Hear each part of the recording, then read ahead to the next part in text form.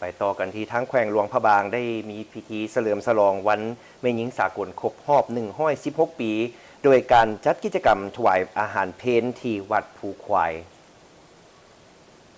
โอกาสเฉลิมฉลองวันแม่หญิงสากลครบรอบ116 ปีสหพันธ์แม่หญิงแขวงพระบางได้จัดกิจกรรมแจกเพลขึ้นอย่างเป็นขบวนฟุดฟื้นอยู่ที่วัดภูควยนครพระบาง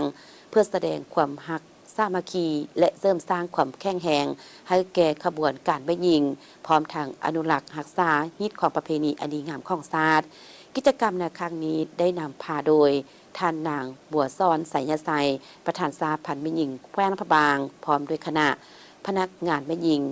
ญิงกงสุนยาซ่อเวียดนามประจำภาคเหนือแขวงพระบางและประชาชนในเขตดังกล่าวเข้าร่วมอย่างพร้อมเพรียง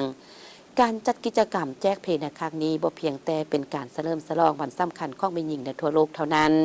หากยังเป็นการสืบสานฮิตของประเพณีอันดีงามสร้างความสามัคคีและเสริมขยายบทบาทหญิงชายในการอนุรักษ์รักษามรดกวัฒนธรรมของชาติให้คงอยู่คู่กับสังคมลาวตลอดไปในวันที่ 6 มีนาคม 2026 ที่จะมาถึงนี้สหพันธ์แม่หญิงจะได้จัดพิธีเล่าคืนมุนเสือวันแม่หญิงสากลที่สโมสรใหญ่ห้องว่าการตื่มอีก